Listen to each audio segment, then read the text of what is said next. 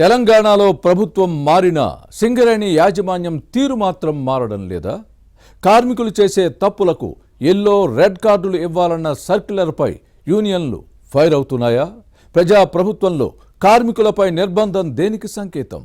British కాలం నాటి నల్ల చట్టాలను తెరపైకి తేవడంలో ఆంతర్యమేంటి? ప్రజా ప్రతినిధులు ఎందుకు నోరు మెదపడం లేదు? కార్మిక సంఘాల నేతలు ఏమంటున్నారు? Let's watch the story.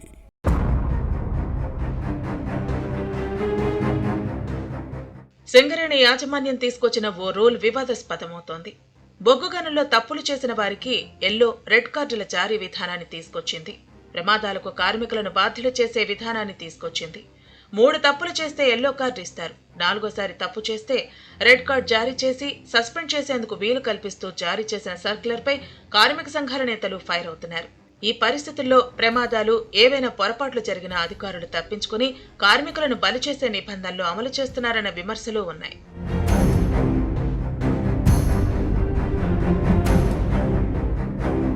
ఫుట్బాల్లో క్రీడాకారుల క్రమశిక్షణలో భాగంగా ఎల్లో రెడ్ కార్డులు జారీ చేస్తూ ఉంటారు. ఒక క్రీడాకారుడు తన ప్రత్యర్థి విషయంలో నిబంధనలకు విరుద్ధంగా వ్యవహరిస్తే ఎల్లో రెడ్ కార్డుల ద్వారా అతన్ని కట్టడి చేస్తారు. ఒకవేళ ఉల్లంఘిస్తే చర్యలు తీసుకుంటారు. ఇప్పుడు అదే విధానాన్ని సింగరేణి యాజమాన్యం బొగ్గు గనుల్లో అమల్లోకి తెచ్చింది. పసుపు కార్డు, ఎరుపు కార్డులు జారీ చేసి కార్మికులను సస్పెండ్ చేసేలా ఉన్న ఈ విధానం అందర్నీ కలవరపెడుతోంది. వాస్తవానికి యాజమాన్యం కార్మికులకు సంబంధించి ఎలాంటి నిర్ణయాలు తీసుకున్నా గుర్తింపు పొందిన యూనియన్తో పాటు ప్రాతినిధ్య కార్మిక సంఘాలతో చర్చించాలి. కానీ ఇలాంటి నిర్ణయం తీసుకునే యాజమాన్యం కనీసం కార్మిక సంఘాల నేతలను సంప్రదించలేదు. పైగా చాలా అంశాలను పరిగణలోకి తీసుకోకుండానే ఈ విధానం అమలుకు శ్రీకారం చుట్టింది. ఈ క్రమంలో తమకు నచ్చని కార్మికుడు టోపీ, బూట్లు ధరించలేదనో, నిబంధనలు పాటించలేదనో అధికారులు పసుపు, రెడ్ కార్డులు జారీ చేసే ప్రమాదం లేకపోలేదు. దీనిపై కార్మికులు ఆందోళన వ్యక్తం చేస్తున్నారు.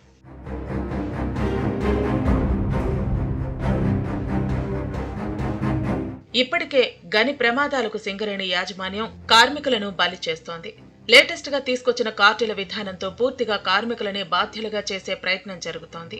ఈ సంస్థ 100 ఏళ్ల చరిత్రలో ఇప్పటి వరకు ఇలాంటి నిబంధనలు అమలు కాలేదు. కానీ ఇప్పుడు అమలు చేస్తున్న ఎల్లో రెడ్ కార్డుల విధానంలో భవిష్యత్తులో కార్మికులు, ఉద్యోగుల సర్వీస్పై ప్రభావం చూపుతుంది. ఆర్థిక ప్రయోజనాలు దెబ్బతినే అవకాశం ఉందనే ఆందోళన వ్యక్తమవుతోంది. మరోవైపు ఇప్పటికీ సంస్థలో కొందరు అధికారులు దొరలుగానే చలామణి అవుతున్నారన్న వాదనలో ఉన్నాయి. కార్మికులను బానిసలుగా చూస్తున్నారన్న విమర్శలు లేకపోలేదు. సమస్యలపై ప్రశ్నిస్తే క్రమశిక్షణ చర్యల పేరుతో వేధింపులకు గురి చేస్తున్నారు. కొన్నిసార్లు సస్పెండ్ చేస్తున్నారు. తమ వ్యక్తిగత పనులు చేసేవారికి విందులు, వినోదాలతో ఎంటర్టైన్ చేస్తూ కానుకలు సమర్పించే వారిని మాత్రమే అధికారులు ఎంకరేజ్ చేస్తున్నారని కార్మిక సంఘాల్లో టాక్. నిజాయితీగా పనిచేసే వారిపైనే పనిభారం మోపుతున్నారు. పైగా ఉన్నతాధికారులు తమ తప్పులను కప్పిపుచ్చుకోవడానికి కింది స్థాయి సిబ్బందిని బలిపశువులుగా చేసే సంస్కృతి మొదటి నుంచి సింగరేణిలో ఉంది. ఈ పరిస్థితుల్లో కొత్త రూల్స్ అధికారులకు వరంలా, కార్మికుల పాలిట శాపంగా మారేలా ఉండటం ఆందోళన కలిగించే అంశం. అధికార దర్పం, బ్రిటిష్ కాలం నాటి పెత్తందారీ విధానాలకు ఉన్నతాధికారులు పాల్పడుతున్నారని కార్మిక నేతలు ఆరోపిస్తున్నారు. కోల్ బెల్ట్కు చెందిన మంత్రులు, ఎంపీ, ఎమ్మెల్యేలు ఈ అంశంపై స్పందించకపోవటాన్ని తప్పుపడుతున్నారు.